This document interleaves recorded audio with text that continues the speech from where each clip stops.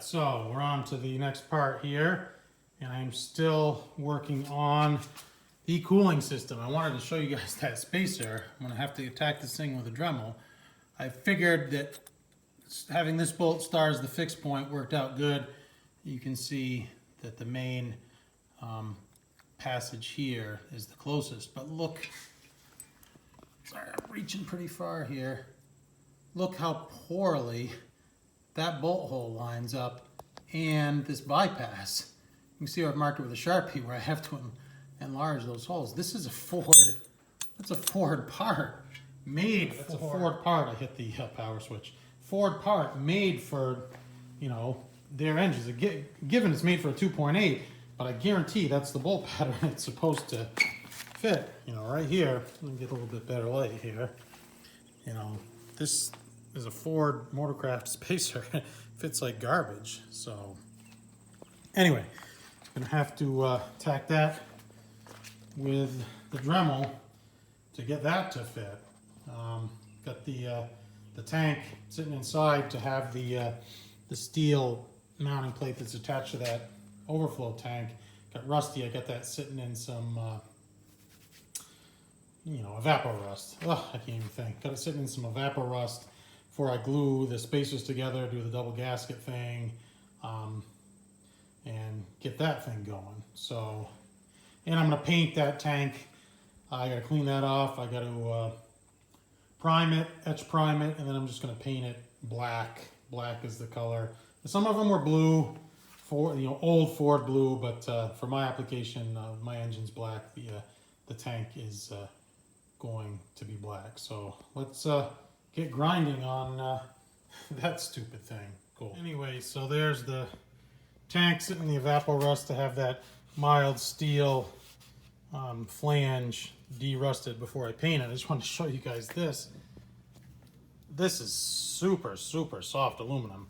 Use a Dremel with a carbide bit here, and look at the shavings here. It's just an old rag, but I mean, the fine shavings that come out of this. This was a treat to attack with a Dremel. I'd show you, but problem is it wants to skip in that hole, which I don't want. I want it to be, you know, kind of nice and smooth. But I think that I have it. Licked. I'll go try a test fit, see how we did. I always take a little bit more off. I mean, it's cutting like butter anyway, so cool. All right, so we got the spacer ground up to fit. I got the tank here all nice and painted up. Came out great. Just regular SEM self-etching primer. I cleaned it really, really good. And I used the Rust-Oleum high performance enamel because you can see why I used it. The results speak for themselves.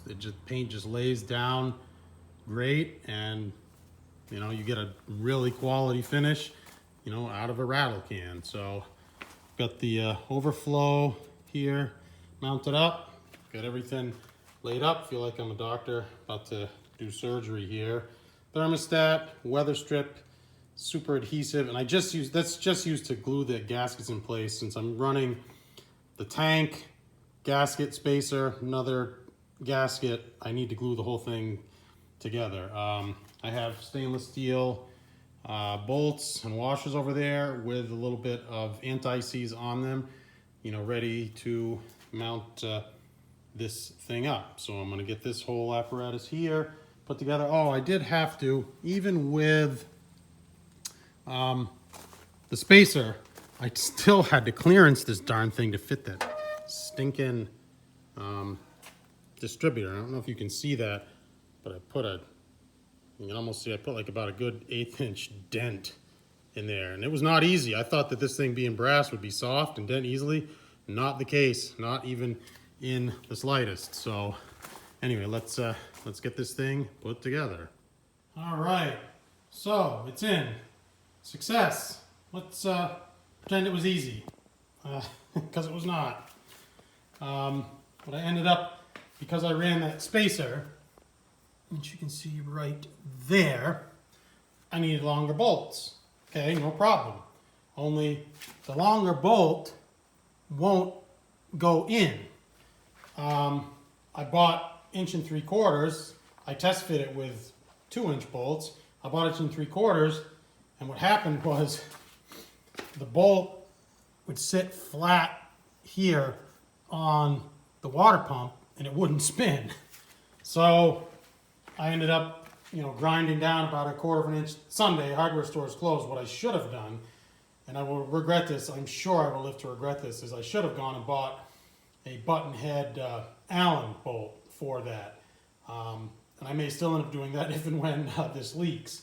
So basically every tool in the arsenal here, needle nose pliers, flat, thin wrench, 1/4 inch, and you know what saved me again was this little Makita, and with a nice thin wall socket, I was able to jam that in there and turn it. And it's, I'm not going to call it snug, it's tight. It's not torqued, but it's good and tight in German torque standards.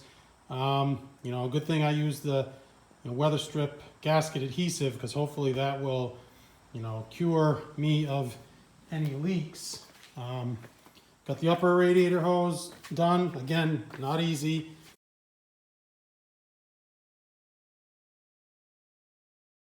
There's a 3-inch section of aluminum in there.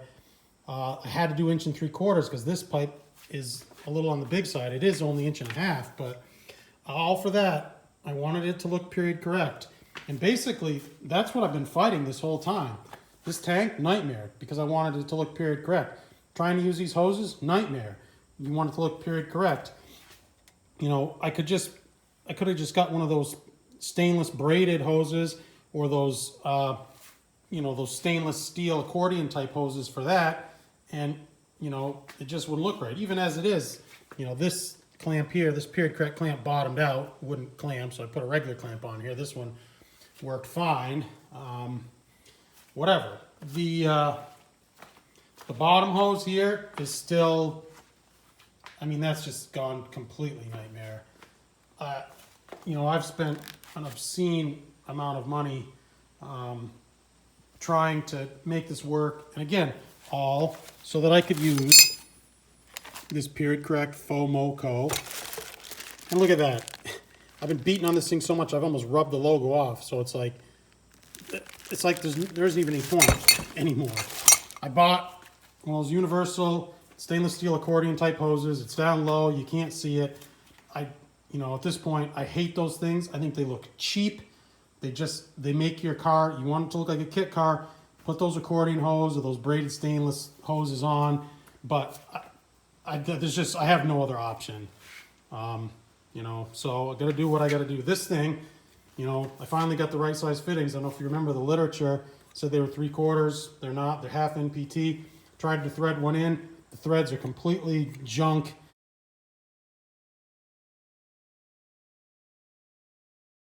In both of these, they would only thread, the fittings would only thread halfway through. So I got a tap. I got a 1/2 inch NPT tap and a driver on order for that. It's just like, that does clear. It's hard to see, but there is daylight there. I could probably slip a, business card, credit card through there. Good thing is, the whole engine moves together. It's not like the tank is going to twist separate from the alternator. They're going to move together. They're not really going to move separately. This obviously doesn't move. That's going to expand and contract, but it's not like it's going to wear a hole in the distributor, we hope. More carnage over there. Yeah, I had to tap the threads after I cut down that bolt. So yeah, I'm definitely going to live to regret that if this leaks, or if the hood won't close over that radiator tank, because it sits up there kind of high.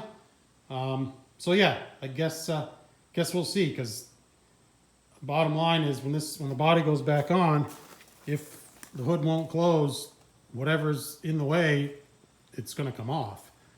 So yeah, anyway, that's pretty much it. It's a Sunday. I may do something tomorrow. I mocked up the headers, just for the heck of it. I kind of threw on this old Mustang 2 linkage just because I'm going to have to run that pipe like Amazon that that hose there. Should be here tomorrow. Hopefully, if I decide to tackle that, I'll put it on this video. Oh yeah, I had to fix my chair too. This thing's breaking I was breaking the joints. I JB welded it and got some weight on it there. And I just like this one. I sit in here and look at the car. So yeah, I'll sign off for now at the end of this video. Please give me a like. Please, please, please subscribe if you're new to the channel. I try and pump out one automotive content related video every week. And I know it's slow. It's slow but sure. Here on this, I got to get all these projects done before I tackle the wiring. I still got to do the pedals. I started getting parts for the hydraulic clutch and the brake lines there. I have the pedal assembly, a Willwood pedal assembly for that. I might have a line on the transmission. A good friend of mine has a T56 Magnum. He was going to put in a hot rod.